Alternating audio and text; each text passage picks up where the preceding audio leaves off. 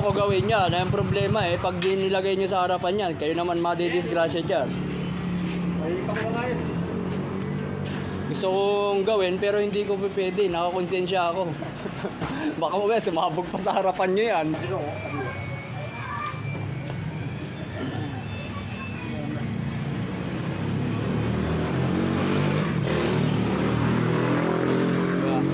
Ito guys, umbok dito guys. Ano po, makikita nyo, ayan o. Makikita ang oblong ang isang gulong. Ito, deform na po yan. Ito, mababa ang area. Ganyan dapat tumingin ang gulong. Kahit saan man, ang unang-unang titignan po natin, pag matanda na ang gulong, ito.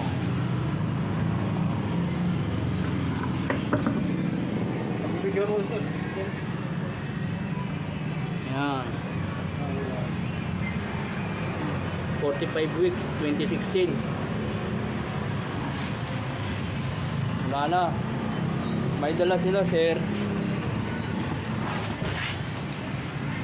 Ang gulong naman, luma na rin.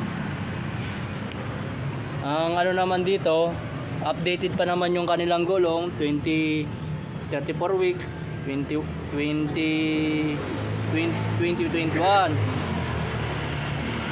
Pang reserva lang naman daw. Ayun, ito ay okay pa. Ang pagtingin naman sa mga gulong, pag oblong naman, ipipress nyo lang po yan. Kung hindi po pantay ang pagpipress nyo dyan, hindi pantay ang pagpipress nyo sa gulong, at may malambot na area, ibig sabihin, oblong na po yun. Doon din nakikita ang oblong. Ang problema naman itong gulong ni sir ay may kayod, hindi pantay. Pero kung reserva lang naman, ayos lang to. Alam niyo yung gulong na may kain na alon-alon, ito yun. Hindi kasi masyadong kita yun.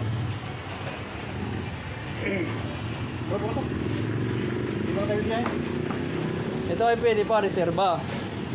Kaya lang pag nilagay mo to doon, may vibration ka sa unahan.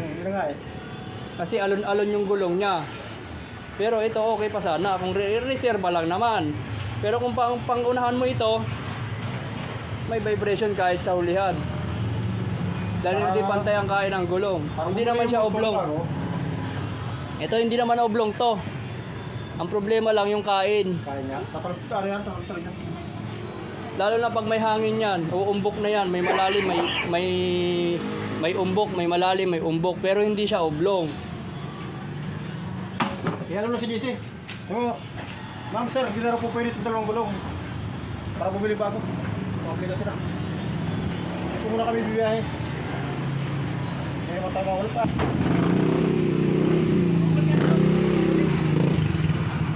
Ako gusto ko gawin yan. Ang problema pag di nilagay nyo sa harapan yan, kayo naman madidisgrasya dyan. May pakulayan. Gusto kong gawin pero hindi ko pwede, nakakonsensya ako. Baka mamaya sumabog pa sa harapan nyo yan. Di, mabilis pa andar nyo, di na din. Bumili pa muna, China pa. Yung sa kasamahan ko, sumabog na. Ayan, sa kaya sir. Daming customer tuloy oh. Napakwento pa ako. Yun pa kuya oh. Yun pa oh. Masay, sige. Sige, salamat sir. Hindi pwede yung gulong nyo. Hindi.